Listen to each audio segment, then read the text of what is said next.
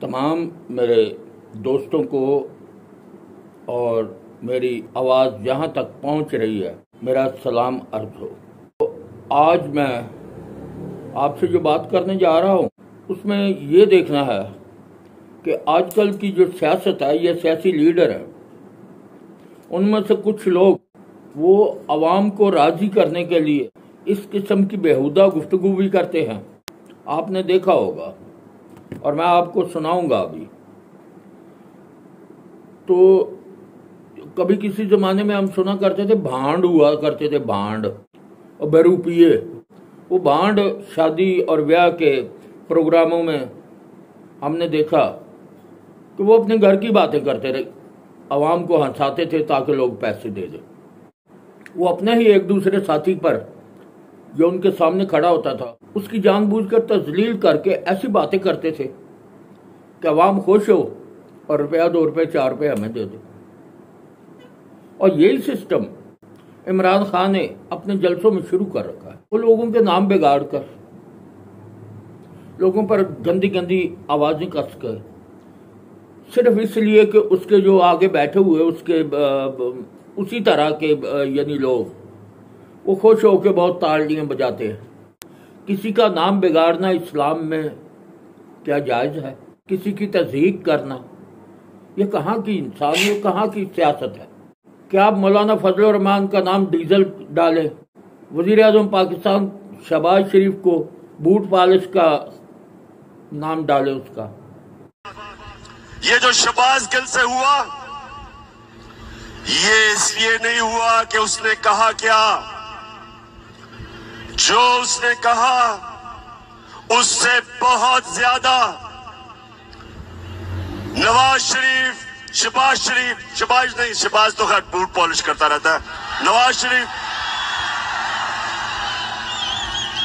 आसिफ जरदारी, मरियम, ख्वाजा आसिफ, फजल Rahman diesel. अरे भाई खुदा के बंदे, सबसे ज्यादा बूट पॉलिश तो आपने किए हैं। अपना माजी तो देखो जरा। आज अपनी तकरीरों में बार बार कह रहे हो कि आज हो जी बूट पॉलिश मैं करने को तैयार हूं। कोई खुदा का खौफ करो। वो भी सियासी लीडर हैं, तुम भी सियासी लीडर हो। ये कैसी बातें कर रहे हो? ये क्या है? ये छोटे छोटे जो आगे बैठाए हुए हैं इनको खुश करने के लिए तालियां, यानी वैसे तो तालियां कोई नहीं बजाता, तो आपकी बात कोई ऐसी तालियां वाली है ही नहीं है। कौन सा आपने कारनामा ऐसा किया जहां पर आवाम जो है आपके लिए तालियां बजाए? कौन सा आवाम को आपने सुकून दिया था? कौन सा रिलीफ दिया था? कौन से प्रोजेक्ट बनाए हैं? क्या किया है? तो इसलिए तालियां तो आपके लिए नहीं बज सकती।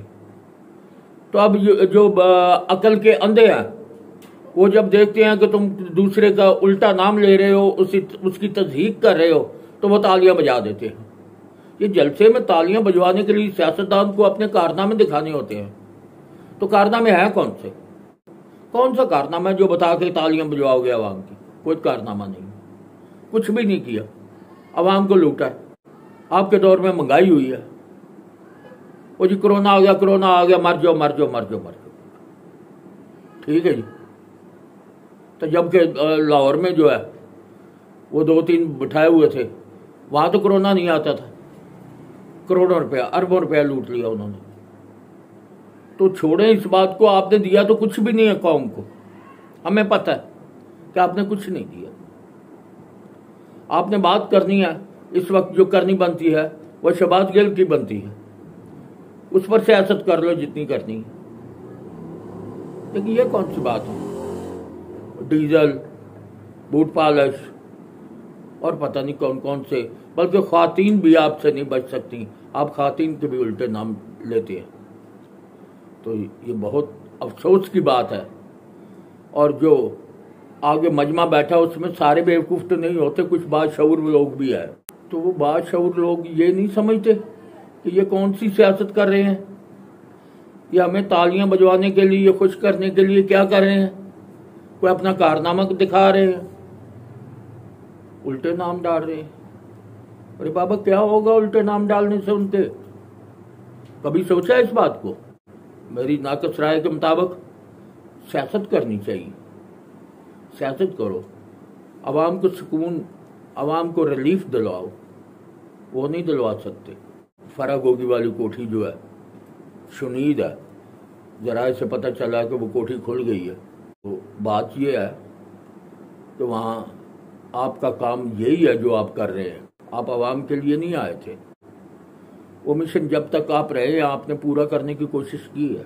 तो हम ये नहीं कहते सियासी इंतकाम जो है वो जो भी ले रहा है वो गलत कर रहा है, सियासी गिरफ्तारियां करना गलत है। लेकिन अगर किसी के पर जुर्म साबित हो जाए तो उससे तो हुकूमत गिरफ्तार कर ही लेगी।